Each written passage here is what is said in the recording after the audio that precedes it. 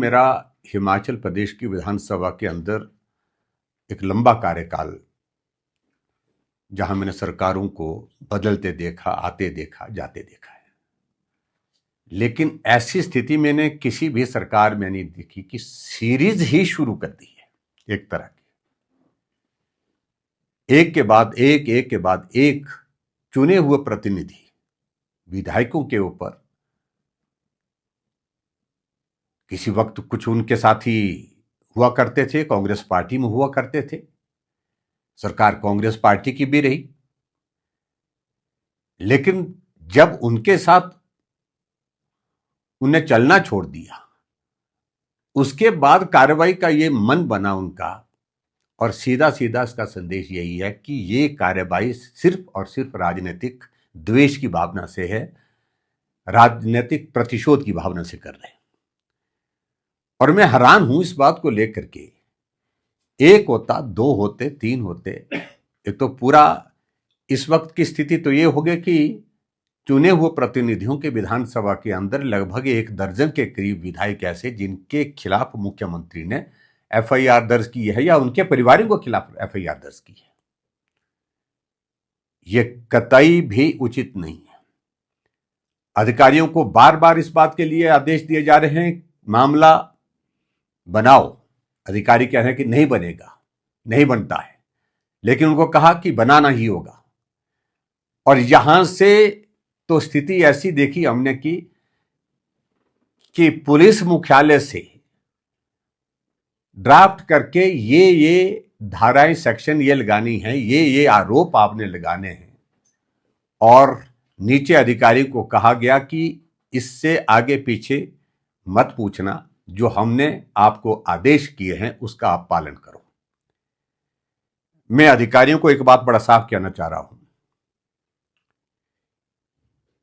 जिस कमजोर पंजे को हिमाचल की प्रदेश की जनता ने अभी हाल ही में उखाड़ करके फेंका, पंचायती राज संस्थाओं के शहरी निकाय के चुनाव में, उस पंजे की उंगलियों पर नाचना बंद कर दें, क्योंकि वो पंजा लोगों ने उखाड़ करके फेंक दिया है।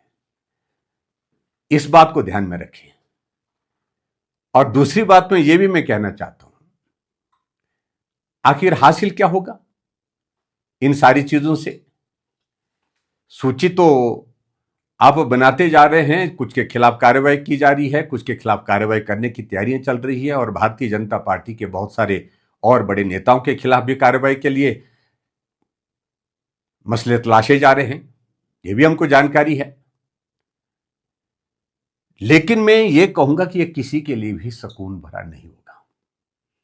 हां, किसी ने गलत किया है, कार्रवाई करिए, लेकिन गलत नहीं किया है, मामला इसलिए करना है क्योंकि राजनीतिक दृष्टि से अब चुनाव नजदीक आ रहे हैं, इनको कमजोर करना है, इनको प्रताड़ित करना है, यह कतई भी जो बर्दाश्त के योग्य नहीं है।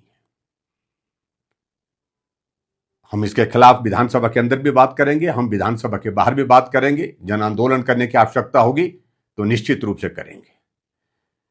और यह भी मैं जरूर कहना चाहता हूं कि वर्तमान सरकार के बारे में आप किसी भी, आपके पास मुख्यमंत्री जी बहुत सारे जरिए हैं जानकारी हासिल करने के लिए। क्या चर्चा है आपके खिलाफ? अटैचियों की चर्चा आपके ही पार्टी के नेताओं ने की है, हमने तो नहीं की अभी।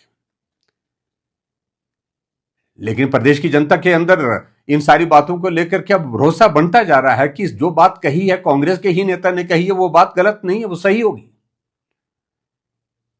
आप इंडस्ट्रियल सेक्टर में जाकर के पूछें, आप दूसरे सेक्टर में जाकर के पूछें, गंभीर आरोप आपके मंत्रियों के ऊपर, और मंत्रियों के साथ साथ में उसी देखा देखी में कुछ अधिकारी भी उसमें शामिल होते जा रहे हैं।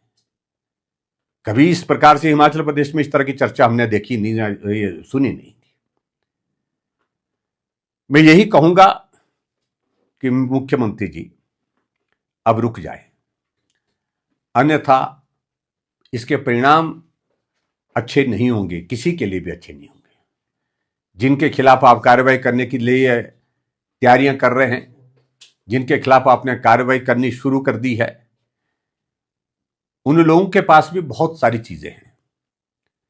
बहुत सारी चीजें हैं सरकार के खिलाफ, सरकार के नेताओं के खिलाफ।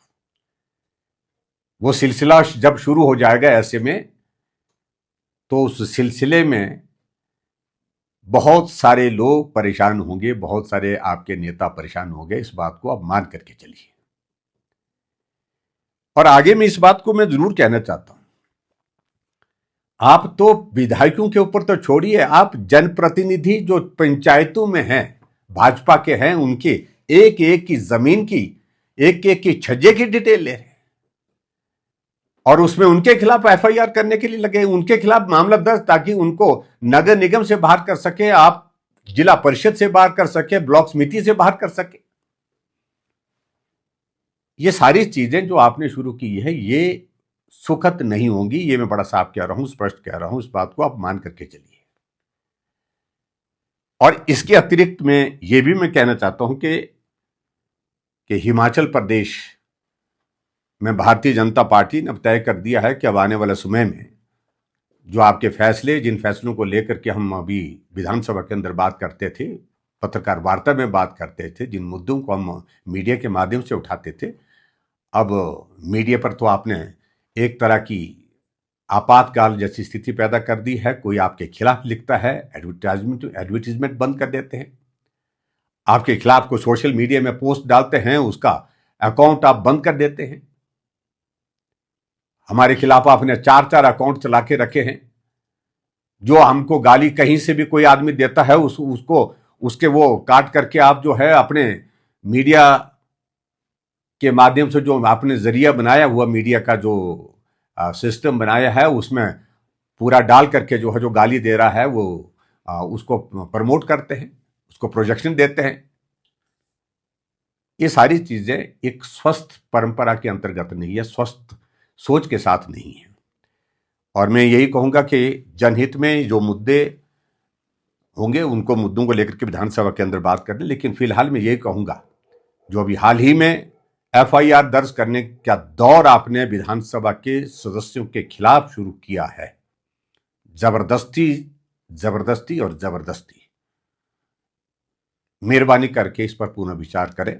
और उन अधिकारियों को तो मैं बड़ा साफ कहना चाहता हूं, वक्त बहुत थोड़ा है, ये इंतजार नहीं करेगा, किसी का इंतजार नहीं करेगा। और इसलिए जो अधिकारी अपनी सीमाओं को लांघ रहे हैं, वो अधिकारी इस बात को मान के चलें कि जो थोड़े वक्त के लिए आप खुश हो सकते हैं, आनंद ले सकते हैं, लेकिन बाकी का वक्त जो है आपका कैसे गुजरेगा, इस बात को लेकर के सोच लेना।